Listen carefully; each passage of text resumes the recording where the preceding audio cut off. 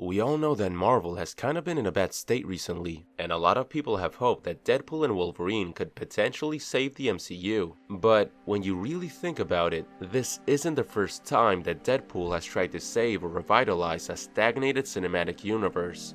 Back when the original 2016 Deadpool movie released, Fox and its superhero films weren't exactly in a good state.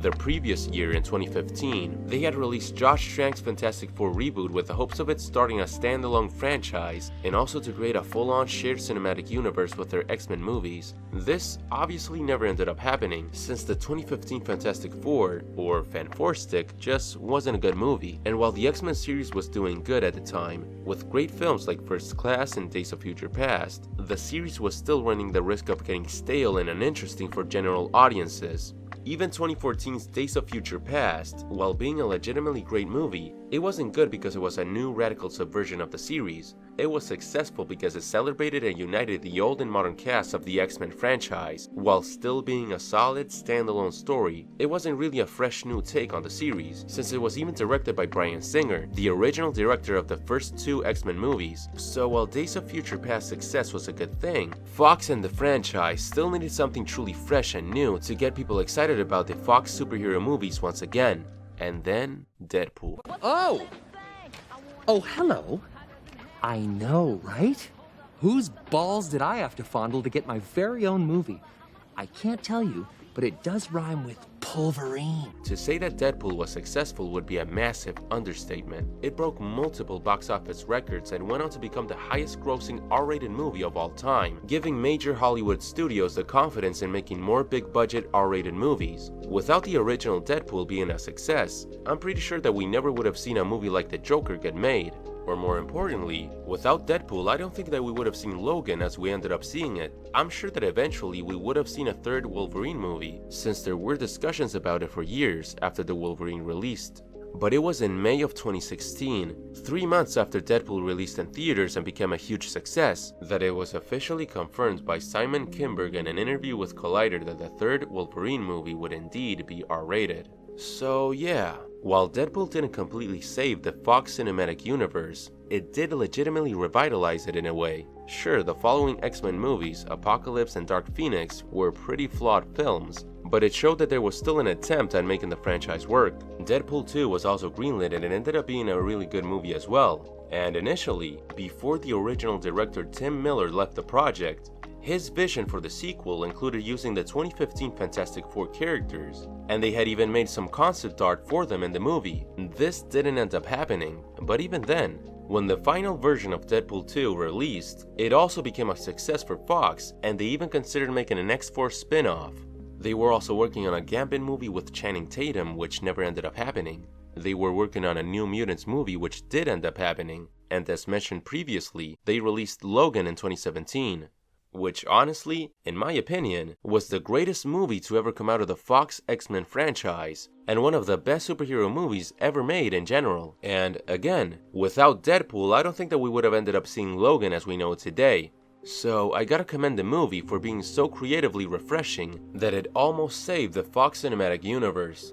Until Disney bought Fox, completing the merger in 2019, returning the X-Men and Fantastic Four rights back to Marvel, which finally brings us to 2024's Deadpool and Wolverine. And after watching it, I'm really happy to say that this movie, much like the original 2016 film, also feels like something that a stagnated franchise like the MCU desperately needed right now, since it honestly feels like a movie that is fully aware of the state of the MCU and people's expectations, doing a great job at subverting and exceeding said expectations. It's a fantastic movie that's able to stand completely on its own merits, while still taking advantage of being set in a shared cinematic universe, without it compromising the quality or integrity of the story.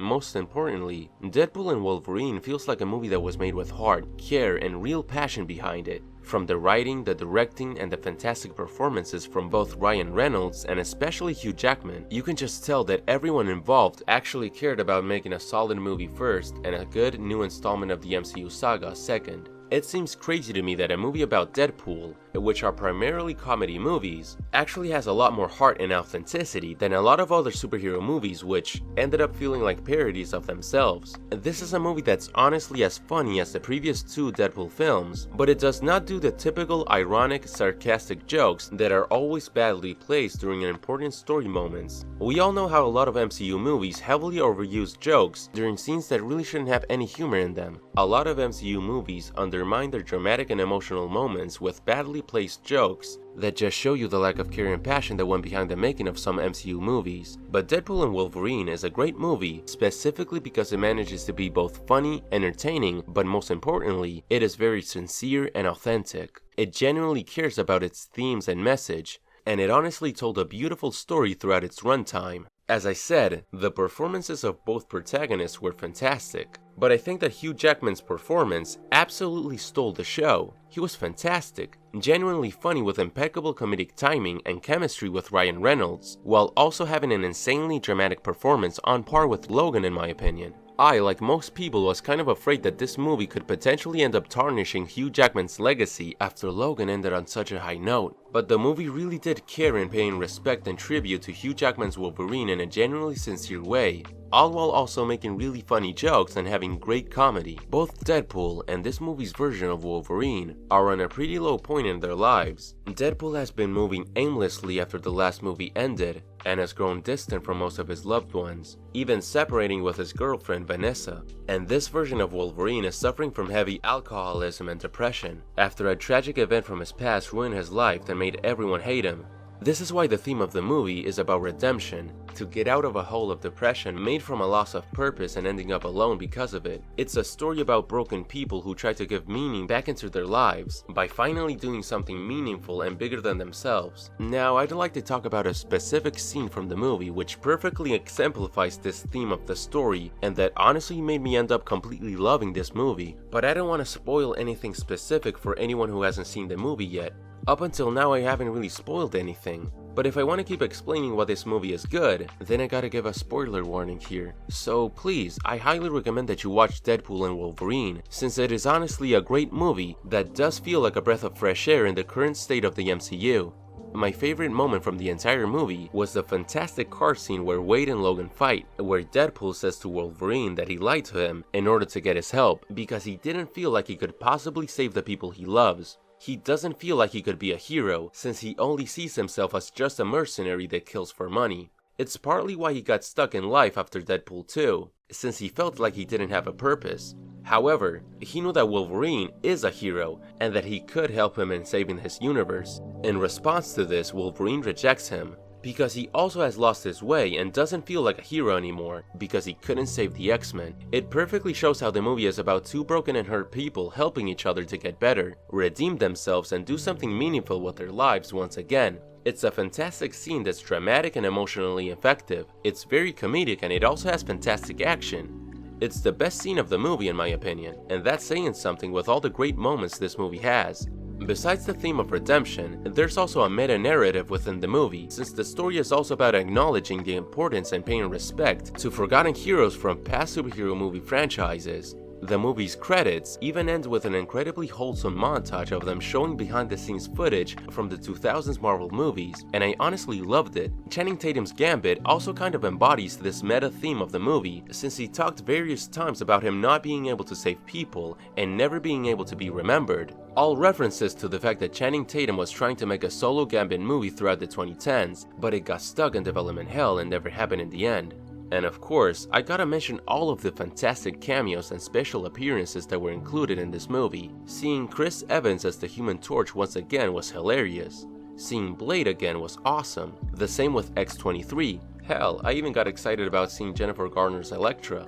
The inclusion of the Deadpool core was really appreciated, even if it only was for one action set piece. And the montage of Deadpool searching the multiverse for a Wolverine was funny as hell. The comic-accurate short Wolverine joke was so goddamn funny, and I honestly was not expecting to see Henry Cavill as Wolverine. That was insane. But what was even more insane was finally getting to see Wolverine with his comic book yellow suit on, and with his classic mask on. Also, I really gotta commend this movie for giving us one of the absolute best villains we've ever seen in the MCU, and I don't think that I'm exaggerating one bit when I say that. Cassandra Nova was an incredible main villain for the movie. She was incredibly menacing with a very commanding presence, in large part due to Emma Corrin's fantastic performance as the character.